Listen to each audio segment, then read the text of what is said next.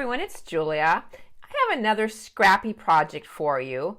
I'm using a one-sided fusible batting here, and the fuse side is up. I'm just going to be laying my pieces on here, and I'm going to be creating a background. Now, you can use these backgrounds for a lot of different things. I think they'd be great for a journal cover or maybe a little tote or a pouch. I'm going to be making some ornaments, some lavender sachet ornaments, and you'll see as I go along what I'm going to be doing. But just basically laying these pieces out. I do like using not super irregular shape. Most of mine are straight edges and rectangles and squares, and just laying a piece now of just a muslin over the top as a pressing cloth and just getting this ironed on. Now this is going to stick well. Again, this is a one-sided fusible, and I'll link everything down below for you. This brand that I'm using is a Pellon. And you can see now that everything is ironed on, and I'm going to be taking this to my sewing machine, and I'm going to be adding decorative stitches and free motion stitching to it, just getting those pieces into place. And now I always like to add some embellishments on the top, and I'll be using some different trims, ribbons.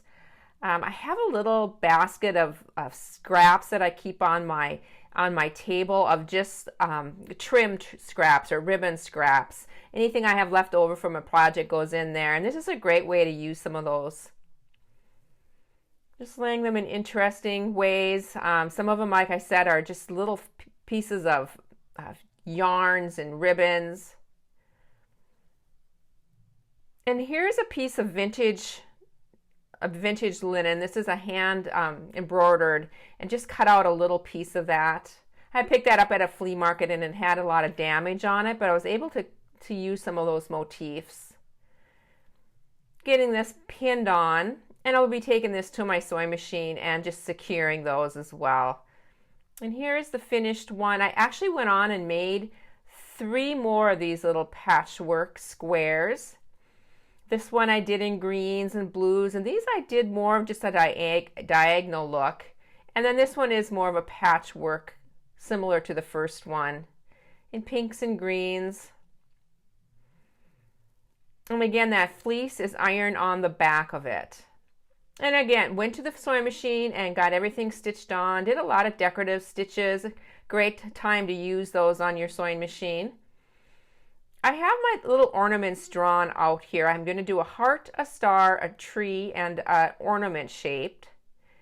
Just using some freezer paper, and I'm going to be tracing on the paper side of this, and I'm going to be doing the little trees here.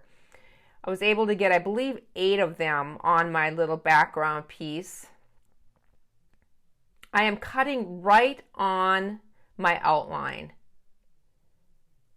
This will make a little bit more sense as I go. What's wonderful about this freezer paper is it has that waxy side, and you can iron that on. So I'm just going to iron these on, arranging them so that they do have about a 1/2 inch in between each of these trees.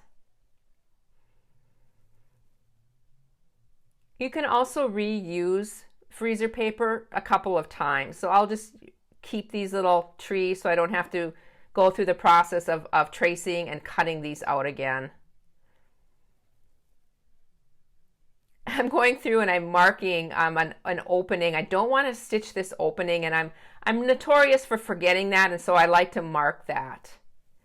I put a backing on this, and my wrong sides are together, and putting one more pin just to secure that backing to this. So I have 2 layers now, and I'm going to be stitching all the way around these trees, leaving that opening open. I've got those all stitched, and now I'm just removing these. I did not stitch through my paper at all. I stitched right alongside my paper. So now as I'm cutting this, I'm using my pinking shears, and I'm just cutting, being careful not to cut my stitching at all.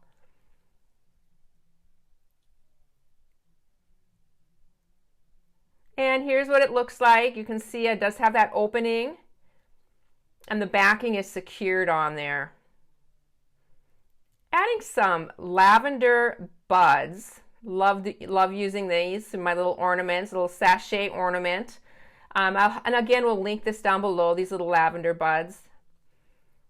I put about 1/4 cup in each one, and I have this little cup that is bendable. I don't know where, I think it used to be an old Tupperware thing, and I'm able to bend that, and it's easy to form or to pour into these little ornaments.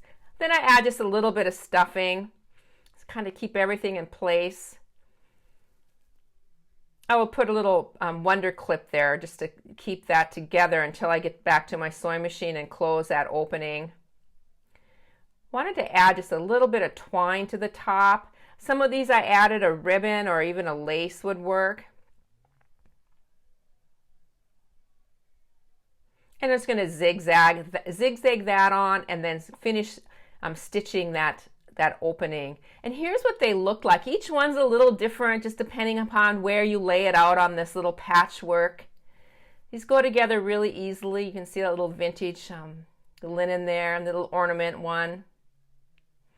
I have some pictures at the end, everybody. I hope you enjoyed this. It was a really easy little project, something that would be cute on a gift.